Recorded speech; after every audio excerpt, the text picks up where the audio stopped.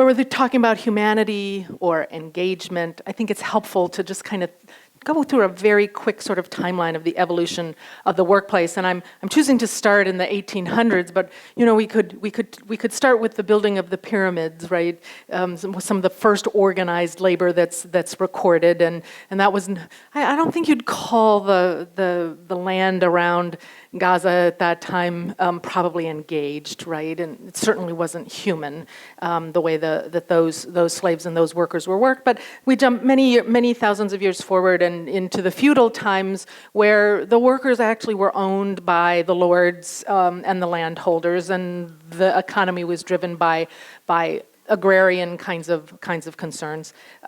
So if you decided you didn't like your job and you ran away, they would come back and get you and put you back to work. Things have probably made a little bit of progress in that regard. In the United States, Henry Ford started the mass production of automobiles and was hailed as a genius and really, the guy who really changed the Industrial Revolution. But he was also widely quoted to say that, why is it that every time I need another pair of hands, it comes with a brain attached? Now, you laugh, and we laugh because that's so ironic, because now we're in a world where the brains are the driving force, not just of the work, but of corporate value, and I'll talk about that in a minute. But he had a view that people were actually machines, and he didn't want brains attached. He wanted them to come and do the repetitive labor of building cars, and of course, that kind of attitude by business owners created, a backlash of organized labor and protection for workers. You can't be 12 years old and work in a factory, and you can't work 90 hours a week for no money, and those kinds of things. But isn't it interesting that progress has taken us to hands with no brains, despite the humanity of our workers? And so this is exactly what Henry Ford wanted. These are hands with no human brains in them. When you speed forward into the 50s and the 60s, and when women actually became part of the workforce on a regular basis, and you could see them, working at their desks, and then you fast forward to these days, and you wonder, have we made much progress? Right? Well, we've made progress in terms of diversity, and we've made progress in terms of the use of technology. We're not using typewriters; we're using computers, and and other kinds of devices. But does this look any more engaging than that? I don't think so. In the early 60s, as the information age really started to come, so here's one of the very early business computers, and you see all the tape drives and all the readouts and those kinds of things, and there's one guy in there. So you fast forward many years, and we've got Watson with no guys in there. And so the history of the workforce is not terribly human. And my position is it's also not terribly engaging. So that's what I want to talk about today. And that is the concept of engagement. And is that what we really should be focusing on? So you can tell that I have a particular point of view. One of the problems that I have with the term engagement is that there is no commonly accepted definition. So Gallup has a definition, Great Place to Work Institute has a definition, Effectory International has a definition, your organization has a definition, your organization has a definition, and we're talking about different kinds of things. But I think Gallup is a good sort of commonly accepted definition. The Q12, anchored in I have a best friend at work, tells a story over time, and they've got more data probably than anybody else. And so you can look at the engagement data from the year 2000 to the year 2014. They'll have more data this year. They do it every 2 years. The light green on top is the percentage of the workforce that's engaged. The blue in the middle is the not engaged, and the bottom is the actively disengaged. And so what's interesting to me is that since the year 2000, when really engagement became a thing, and we started to measure it, and the HR tech in particular, as well as the HR solutions ecosystem, started to provide all kinds of solutions to measure, to improve. Companies since 2000 have spent around the world literally billions of dollars on engagement. And isn't it interesting that despite the billions that have been spent on measuring, on training, on consulting, on strategy, the writing by academics, the writing by the popular business press, whether it's HBR or it's Forbes or it's The Economist, everything, it seems as if everything we've done is talk and think about engagement. And actually, the needle hasn't moved at all.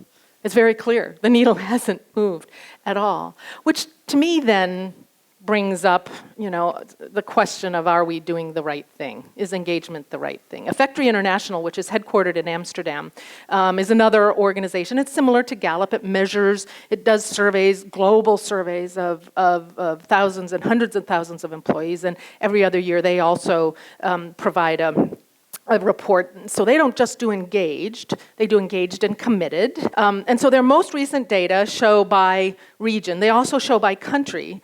But it's interesting, the pitiful state of employees around the world being engaged and committed. I will say that Asia, and India is included in Asia, has the lowest engagement. That's probably driven more by other countries than India, because the India stats are actually some of the best in the world.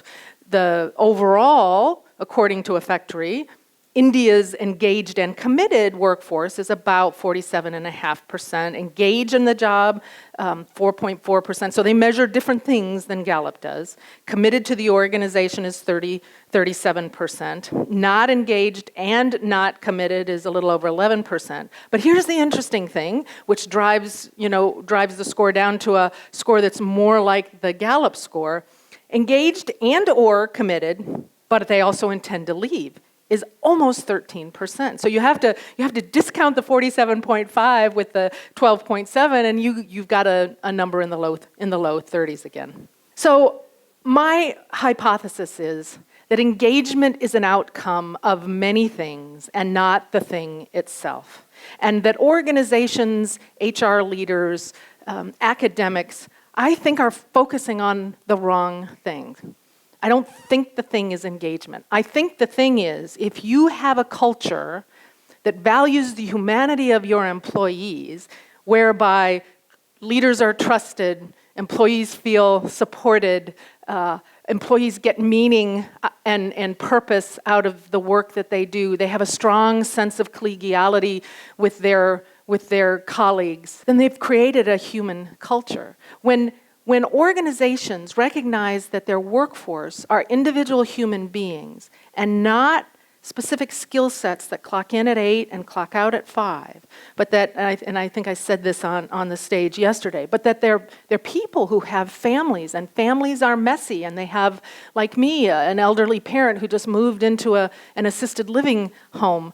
That was a year-long process in my life, being the eldest child. I couldn't bring everything I had to work because I was working on my mother's very difficult situation. Younger people have children who get sick or are not successful in school or get in trouble. And many people have community and faith community kinds of commitments outside of work. And you think about if our employers would relate to the wholeness of the human being and not just the nature and the size and the scope of the skills, that wouldn't we be in a different world completely? One of the data points that I'd like to share with you is that these statistics are from a company called Ocean Tomo, who measure and manage the valuation of businesses in the United States. And this data that I'm showing you right here is from the S&P 500 over a period of 40 years. When you think about how the financial community values your business, they mostly value it on the combination of intangible and tangible assets, right? The stuff, the plants, the machinery, all of the stuff that they buy that gets depreciated over time, those are tangible assets. And then most people think of intangible assets as things like code, trademarks, patents, those kinds of things. But what's happening in the financial valuation space right now is that the biggest piece of intangible assets in an organization right now are the processes, are the people, are the intellectual property, but it's the people that really drive the value of intangible assets in your company's valuation right now. And here's what's happening in the United States over the last 40 years. I don't know that it's the same in India, but my guess is that it may be very similar. So that in 1975, 83% of corporate value was based on tangible assets, so the stuff. 10 years later, that was down to 68%. 10 years later, that was down to 32%. 10 years later, that was down to 20%. 10 years later, that's down to 16%. So what's driving value in organizations in the United States today are intangible assets. Those numbers have flipped 180 degrees in 40 years. And so what hasn't flipped at all is how we account for that and how we manage that. So if you thought in your head that the financial value of your organization was driven 85% by what's in the heads of your employees, if your CEO understood that 85% of the valuation of that business was what was in the heads of their employees, how might talent acquisition, talent development, talent deployment, talent mobility, culture be different in your organization? So there are a number of reasons why I think the shift from looking at engagement to humanity makes sense and is in fact already happening. One is, I said, culture, it's what's for breakfast. Peter Drucker's famous quote, culture eats strategy for breakfast. Absolutely. The data is very clear, even though he said that a number of years ago. So let's talk about culture for just a minute. Gary Hamel was perhaps one of the first sort of celebrity professors in the management sphere who was writing books on the speaking circuit. And 30 years ago, it was all about strategy, competition, beating the competition and business is war and those kinds of things. He's done a 180 as well, and what he's looking at is, and this is the best quote I've seen in a long time, for the first time since the Industrial Revolution, you cannot build a company that's fit for the future without building one that's fit for human beings. And I would position that most of our organizations are not built to be fit for human beings. And when somebody like Gary Hamel does a complete 180 in focus from it's all about strategy, it's all about competition, to no. It's all about how you treat your people. I think we ought to sit up and take notice. A newcomer in the celebrity professor field is young Sean Acor, who's a Harvard professor and researcher now and consultant who's working in the positive psychology field. And I don't need to read this to you, but organizations who don't take responsibility for the happiness of their employees, but who create an environment and a culture where their employees can create their own happiness, the business results are remarkable. The pre and post intervention that really teaches people how to improve their own happiness, whether it's hospitals or manufacturing plants or retail organizations, the financial outcomes are really quite dramatic. But culture isn't defined by perks.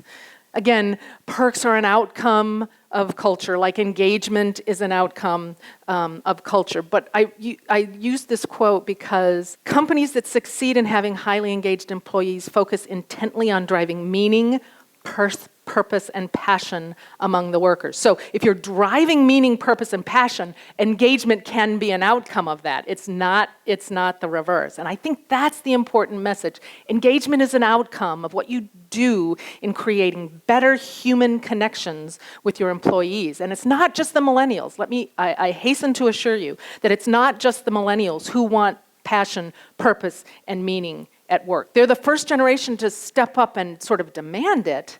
But Pavna talked about Great Place to Work Institute, so I was the CEO of that organization, and I was able to see, consistent data across many years, across many locations. And there are no statistical differences between genders, between age demographics, between functions in an organization, between size of company, between geographic location, about what makes employees say, this is a great place to work. Speaking of great place to work, in India, as in almost every other country around the world, companies whose employees say this is a great place to work outperform the market by as much as 3 times. And when you look at this data by sector, they can outperform their competitors by up to 5 times. This is not a quote from Indra Nooyi, but she is my sort of hero CEO that I follow.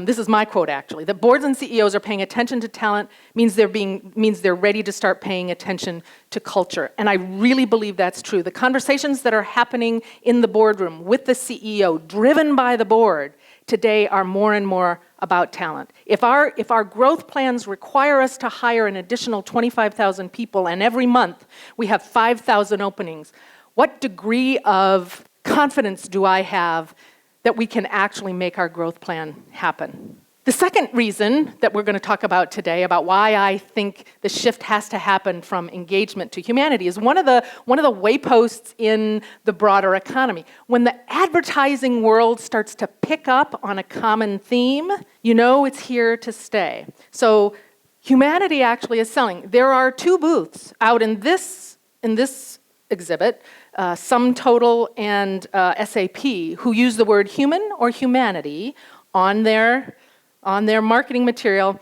in their booth. These are all, I'm not showing videos because we don't have time, but this is part of the Microsoft 10 introduction.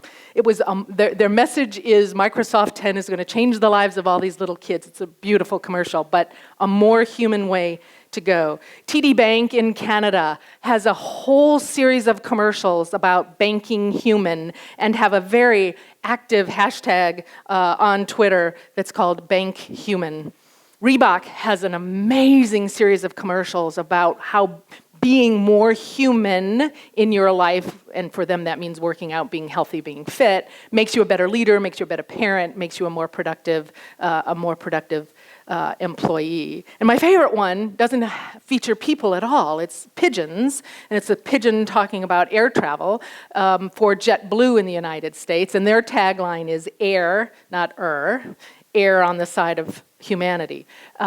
When marketing and advertising picks up a theme in the economy, you know it's a real issue. Humanity, the focus on humanity, in my mind, rather than engagement, is really the most important thing that we have going now. And I would encourage you to, as you go back to your organizations, to rethink, is engagement what we're driving? Or is engagement the result of all the other things we're trying to do to create more human interactions, more human relationships, and a more human culture? If you need any help to begin to create an ROI, this statistic will really be able to speak to your CFO and your CEO. And you ask them, what percentage of the valuation of our business is tangible assets versus intangible? And let's talk about what intangible assets means in our organization, and I guarantee you what it means is human beings. So I don't think engagement is the thing. We have spent billions of dollars. We have done nothing but focusing on engagement for 15 years, and the needle hasn't moved. So I think that means we really need to be focusing on humanity, not engagement. Josh Bersin, my good friend, has said famously, the war for talent is over, talent won. I think that's exactly right, and I think that's what will power us forward. If talent has won, that means they've got the power, which means we really have to respond to them in terms of creating cultures that will engage them, that will support them, that will let them drive meaning, purpose, and passion in their lives, which then creates much better results for us. When your culture is human-focused, when your people feel like they are being treated as human beings, everything you measure that you want to have go up will go up, and everything you measure that you want to go down will go down. It's really, and I don't mean you as in just HR. I mean EPS. I mean everything in your organization that you want to have go up will go up, and everything in your organization that you want to go down will go down. So it's about humanity. It's not about engagement. It's about person to person, leader to leader, leader to employee, employee to employee, and beginning to treat each other like the human beings that we really are. And I really believe that when we do that systemically in our organizations, it's not hard, it's not easy. It's hard because we don't do it, but being human is who we are.